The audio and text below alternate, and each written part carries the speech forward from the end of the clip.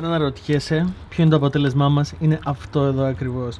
Μπορείς να έχεις λίγη παραπάνω σάλτσα, αλλά μπορείς να το έχεις και σε αυτήν εδώ ακριβώς τη μορφή. Μυρίζει πάρα πολύ ωραία, έχει πάρα πολύ ωραία γεύση.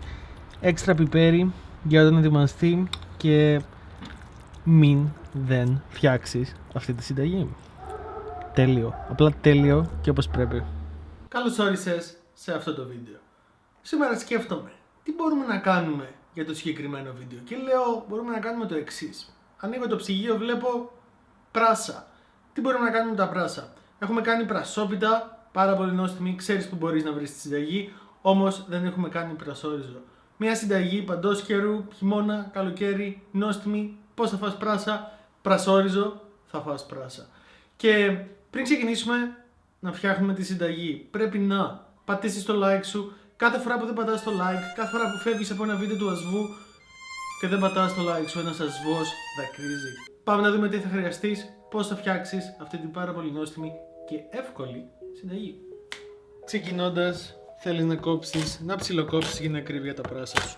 Στη συγκεκριμένη συνταγή θα χρειαστούμε περίπου ένα κιλό πράσα, ένα και κάτι. Εμείς είχαμε πάρει 1,5 κιλό, οπότε ξέρεις, ό,τι καθαρίσαμε είναι αυτό που έμεινε.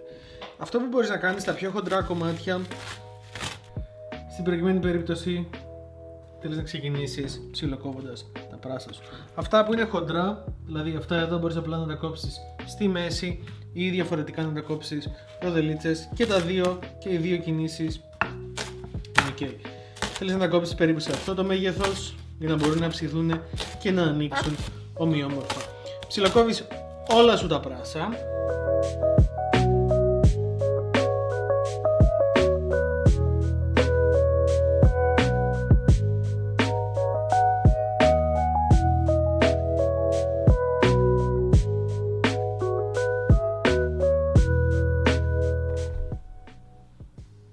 Και για αυτούς που θέλουν λίγο την ASMR κατάσταση,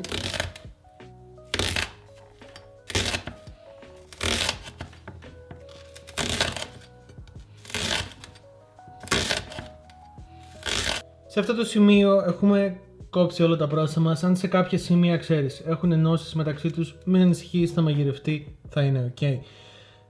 Μην εκπλαγείς αν όλο το σπίτι αυτή τη στιγμή μυρίζει κρεμμύδι, αν το μόνο που μυρίζει είναι κρεμμύδι και όχι πράσο, είναι πολύ κοντά η μυρωδιά, βέβαια η γεύση είναι διαφορετική. Τι θέλεις να κάνεις? Θέλεις να τσιγαρίσεις για τουλάχιστον 10 με 15 λεπτά, ενώ παράλληλα κόβεις κρεμμύδια. Για τη συγκεκριμένη συνταγή θέλεις 2 μεγάλα κρεμμύδια, τα οποία ξεβλουδίζεις, ψιλοκόβεις και προσθέτεις.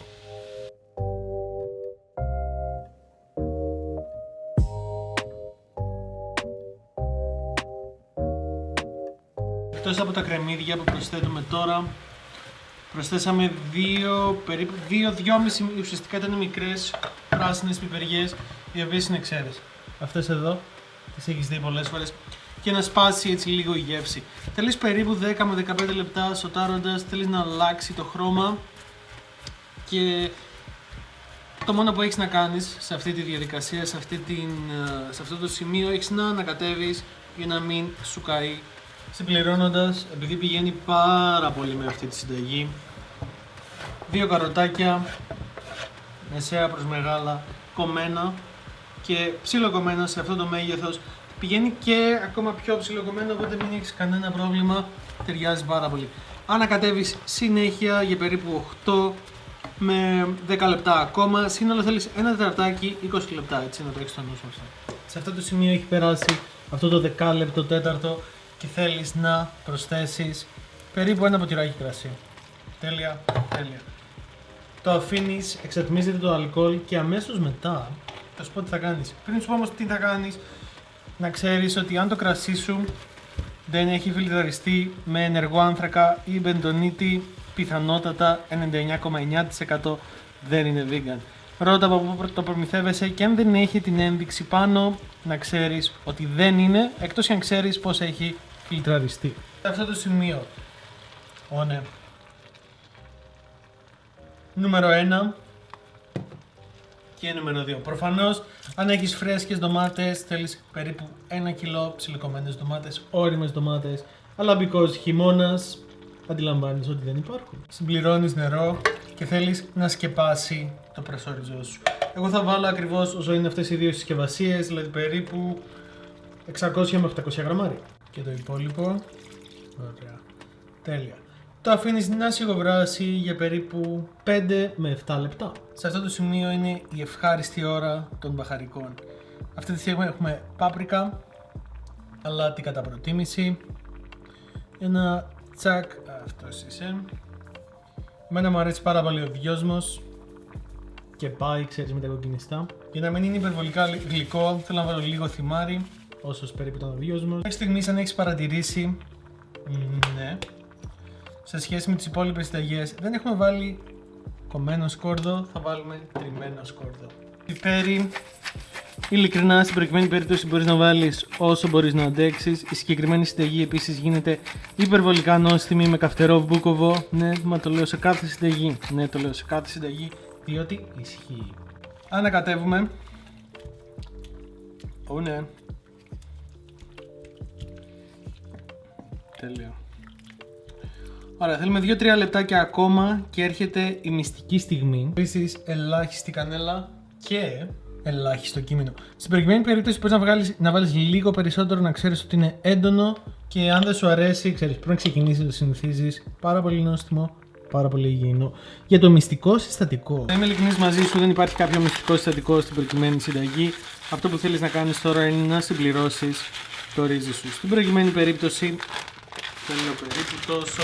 Είμαστε στα. Έβαλα περίπου 400 γραμμάρια και σε αυτό το σημείο θέλεις να ανακατέψεις. Ανακατεύεις και βλέπεις πόσο, αν θέλεις, πόσο νερό έχει μέσα το φαγητό σου σε σχέση με το ρύζι. Στην προηγουμένη περίπτωση, εμείς αυτό που θέλουμε είναι να είναι περίπου, θα σου πω σε ποια μορφή θέλεις να είναι. Το συγκεκριμένο το βρίσκεις με το μάτι, διότι έχεις νερό μέσα ήδη. Έχεις βάλει το ρύζι το οποίο ξέρεις θα απορροφήσει νερό. Ουσιαστικά θέλεις να είναι σε μία μορφή σαν και αυτή που έχω εδώ μπροστά μου, ίσως και λίγο πιο σφιχτό, οπότε θα προσθέσουμε λίγο ακόμα νεράκι. Είναι κάτι το οποίο είναι πολύ σημαντικό να προσθέτεις σταδιακά, εκτός και αν δεν σε πειράζει να φας κάτι σε πιο σούπα το θέλεις. Εμείς αυτή τη στιγμή θέλουμε πρασόριζο και έχει σούπα, οπότε δεν θα προσθέσουμε πολύ νερό. Ανακατεύεις και θέλεις περίπου όση ώρα θέλει το ρύζι σου και 2-3 λεπτάκια παραπάνω. Παρ' όλα αυτά δοκιμάζεις στα επόμενα 10 λεπτά. Σκεπάζεις, μέτρια φωτιά, περιμένεις να ψηθεί, ελέγχεις σε τι κατάσταση βρίσκεται το νερό. Αν χρειαστεί να προσθέσεις, πρόσθεσε ζεστό νερό για να μην σε πάει πίσω η ώρα του βρασμού σου. Επιστρέφουμε όταν είναι έτοιμο. Το αποτέλεσμά μας, πάρα πολύ νόστιμο, πάρα πολύ γευστικό. Μπορείς να πω ότι ήδη φάγαμε ένα πιάτο, είναι ακριβώς όπως το θέλεις. Πάμε να δοκιμάσουμε. Για να δούμε τι ακριβώς λέει από γεύση.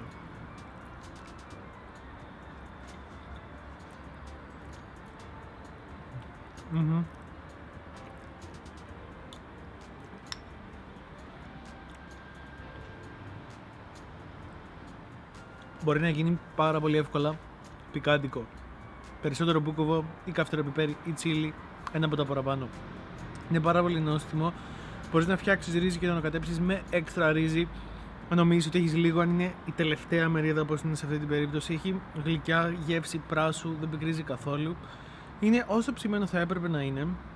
Θα σου έλεγα να μην ψιλοκόψεις περισσότερο το πράσο σου για ευνόητους λόγους, δεν θες να είναι νιανιά. Εμείς είμαστε ακριβώς εκεί που το έχουμε πετύχει. Εύκολη συνταγή, νόστιμη συνταγή με χαμηλό κόστος και ξέρεις, με 1-2 ευρώ παίρνεις 1 με 2 κιλά πράσα, άλλα 50 cent το ρύζι και φτιάχνεις κάτι τόσο ωραίο.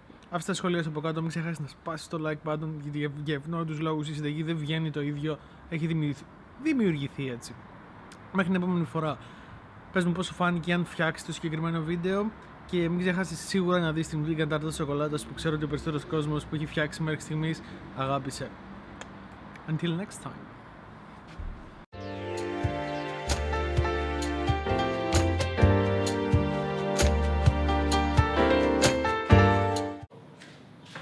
Φτάσεις μέχρι το τέλος του βίντεο. Κάνε εγγραφή στο κανάλι και πατά το notification bell για να παίρνεις ειδοποιήσεις κάθε φορά που ανεβάζω βίντεο. Μπορείς να με ακολουθήσεις στα social media από κάτω και μπορείς να υποστηρίξεις το κανάλι μου στο Patreon. Μέχρι την επόμενη φορά, είναι η αλλαγή που θέλεις να δεις.